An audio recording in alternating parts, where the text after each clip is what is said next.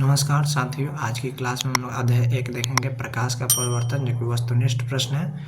MCQ वीवी objective question, जो कि board परीक्षा में आने वाला है, मस्ट वीवी है। चलिए, पहला प्रश्न है, प्रकाश किस रेखा में चलती है? प्रकाश सीधी रेखा में चलती है। हमारा आंसर क्या हो जाएगा? प्रकाश सीधी रेखा में चलती है।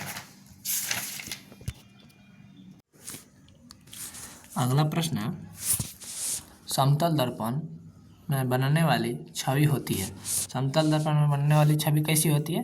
तो आभासी और सीधा होती है। हमारा ऑप्शन नंबर क्या हो जाएगा? बी हो जाएगा। चलिए, अगला क्वेश्चन है 3 नंबर, परिवर्तन के नियम कितने हैं? 2। हमारा कितना आंसर हो जाएगा? 2। अगला प्रश्न है 4 नंबर, परिवर्तन के पहले नियम के अनुसार क्या होता है? पहले नियम के अनुसार क्या होता है? तो क्या हो जाएगा? कोण आई बराबर कोण आर, आपतन कोण बराबर परिवर्तन कोण। ठीक है।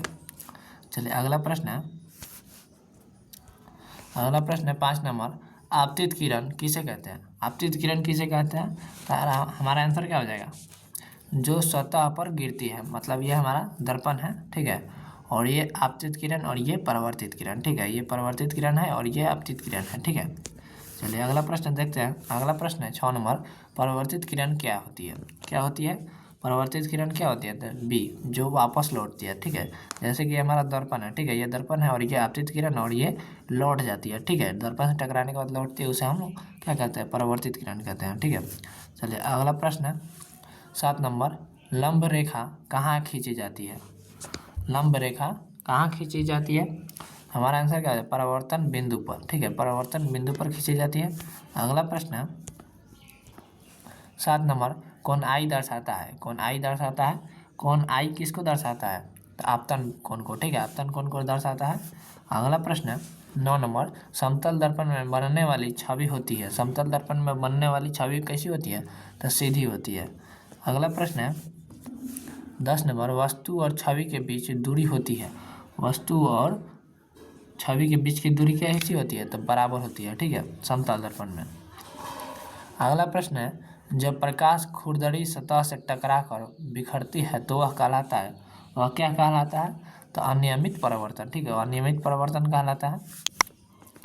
चलिए, अगला प्रश्न है 12 नंबर, परावर्तन किन सतहों पर होती है? परावर्तन किन सतहों पर होती है? तो चमकदार और समतल सतह पर। ठीक है।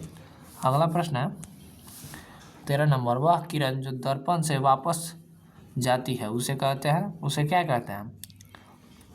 तो उसे परावर्तित किरण कहते हैं। ठीक है, ये हमारा दर्पण है और ये आया तो इसको क्या कहते हैं? अपवर्तित किरण, और ये गया तो इसको परावर्तित किरण कहते हैं। चलिए, अगला प्रश्न है 14 नंबर, परिवर्तन के लिए सतह कैसी होनी चाहिए? सतह कैसी होनी चाहिए? हमारा आंसर क्या हो जाएगा? चमकदार और समतल। ठीक है। अगला प्रश्न है 15 नंबर, समतल दर्पण में छवि कैसी होती है? समतल दर्पण में छवि कैसी होती है?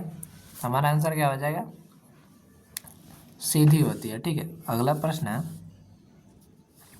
यदि कोण आई 45 डिग्री हो तो आर क्या होगा?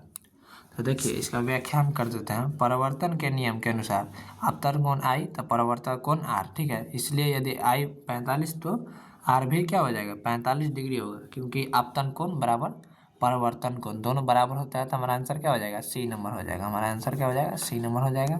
चलिए, अगला प्रश्न देखते हैं। अगला प्रश्न 17 नंबर, दर्पण में बनने वाली छवि को कहते हैं, क्या कहते हैं? दर्पण में बनने वाली छवि को क्या कहते हैं? आभासी। चलिए, अगला प्रश्न देखते हैं। दर्पण के प्रकार होते हैं। दर्पण के प्रकार होते हैं तो बी नंबर। ठीक है, 2 होते हैं। दर्पण के कितने प्रकार होते हैं? 2। चलिए, अगला प्रश्न देखते हैं 19 नंबर, यदि प्रकाश किरण लंब रेखा में गिरे तो उसको क्या? यदि प्रकाश लंब रेखा में गिरे तो हमारा कोई कोण नहीं बनेगा। ठीक है, ऐसा गिरेगा तो लंब रेखा कोई कोण नहीं बनेगा। ठीक है। अगला प्रश्न देखते हैं, समतल दर्पण से बनने वाली छवि को स्क्रीन पर क्यों नहीं देख सकते? समतल दर्पण से बनने वाली छवि को स्क्रीन पर क्यों नहीं देख सकते हैं? तो हमारा आंसर क्या हो जाएगा? क्योंकि वह आभासी होता है। क्योंकि वह आभासी होता है। हमारा ऑप्शन नंबर सी हो जाएगा।